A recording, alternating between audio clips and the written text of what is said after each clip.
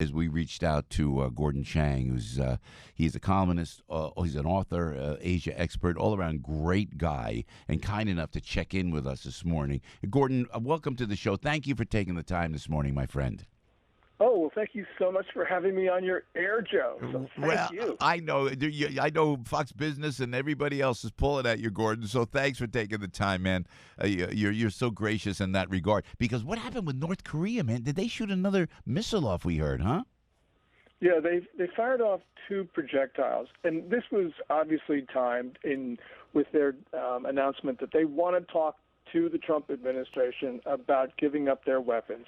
But this is typical Kim family diplomacy. They do this for decades. You know, they say they want to talk, they impose conditions, they do hostile things, and so we're seeing more of the same. What is this in response to? Well, I mean, this is the ongoing discussions between Washington and Pyongyang about the North's nuclear program and its ballistic missile effort. And, you know, we've been talking to the North Koreans now since 2017. You know, we had the big Singapore summit, the first time an American president met a North Korean leader or a sitting American president. So, you know, we've met them 3 times now, and we're not getting anywhere, really.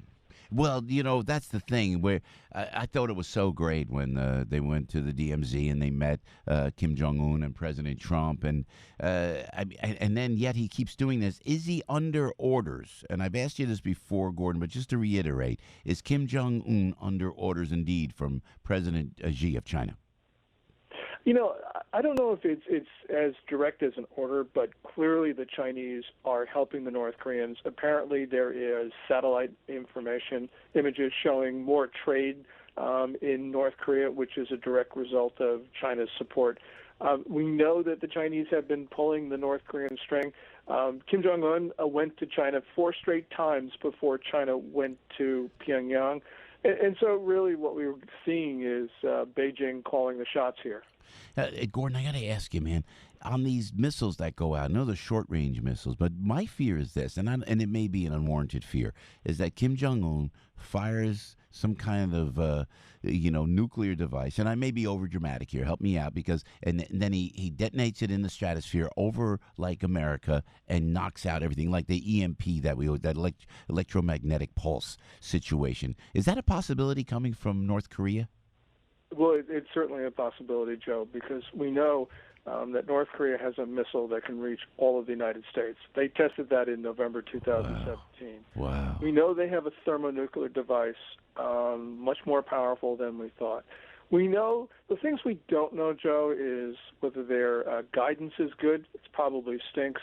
And we don't know about their heat shielding and some other stuff. Yeah. But you don't really need guidance or heat shielding if you're going to detonate an EMP device, as you just talked about. All you got to do is just put it in the atmosphere above the U.S., and you cause incredible damage. It's exactly right. My fear. Give us an update exactly what's happening with Hong Kong, Gordon, the protests there, if you would. Yeah, Lydia and I were just back from Hong Kong. We saw the protests, and we were back last week. Since we were back, and it's really interesting to watch the kids because these guys are absolutely determined to protect their home. They've got the grit in their eyes. Some of them are willing to die. This is really a very difficult situation. But the one thing that we came away from all of this was the humanity of the kids. They really are inspiring. On Sunday, we saw the young protesters in front of the U.S. consulate in Hong Kong. There were more than 1,000 flags, according to Michael Yon, who's a American war correspondent covering all this stuff. And it really was inspiring to see them plead for American help. Did you have security problems, Gordon Chang? Because I know the Chinese have their hands everywhere, certainly in Hong Kong. Did you have any problems in that regard? Well, we worried a little bit, Joe, but we got into Hong Kong okay, and we left okay. We were with the people, Matt Schlapp and Dan Schneider and others from the American Conservative Union. Yeah. And I sort of felt that it was a little bit too high profile for China to really do anything. That's very But, Yeah, yeah. But Gordon, I got to ask you, how does President Trump, the master negotiator, work with President Xi? He's got the tariffs. Now Hong Kong is there. And how does the president say, and would you suggest he goes, look, we're with Hong Kong, and we don't want any military buildup, we don't want any tanks in the streets from China. I mean, how does he cross that line and walk that walk between Hong Kong and the Chinese trade war? Well, so far, what President Trump, in fact, has been doing is he's mentioned a few things in public about how there can't really be a trade deal if there's a harsh crackdown in Hong Kong. And I'm sure there's a lot of behind-the-scenes diplomacy. I would prefer President Trump to start channeling his inner Ronald Reagan and make it very clear in public and in private what the U.S. position is. But, that's not our president. But in any event, I do think that Washington is working to prevent the Chinese from rolling in the armor into Hong Kong. I thought there was a personal relationship, Gordon, between Xi and President Trump, something they have. I always think that, some trick's going to be pulled out, like that rabbit will be out of the hat, and that this China trade war has an end game in President Trump's mind with President Xi going along with it. Am I wrong in that assumption, Gordon?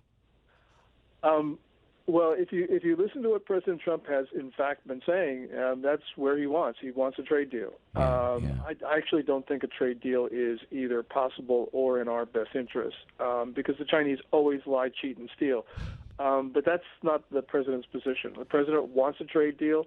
Most Americans want a trade deal, and so, we're going to have long, drawn-out negotiations, which probably aren't going to go very far. All right. Hey, Gordon, before we let you go, sir, appreciate your time always. Was it wise for us to sell all of these military aircraft to Taiwan? Absolutely. We need to have the Taiwanese to be able to deter China. We have this notion, we don't sell stuff to Taiwan, but China's rapidly building up its military on the other side of the strait. So we're just we were in previous administrations encouraging the Chinese to invade Taiwan. No more. Under the Trump administration, it's a much more resolute, much better policy on Taiwan. All right, Gordon, I tell you, we appreciate your time more than we can tell you. Our love to you and to Lydia. Appreciate it. You've become such a great friend of this program, and we're proud to call you a friend, Gordon Chang. Thanks for joining us this morning. Oh, well, thank you, Joe. I really appreciate the opportunity to talk to you. Thank you.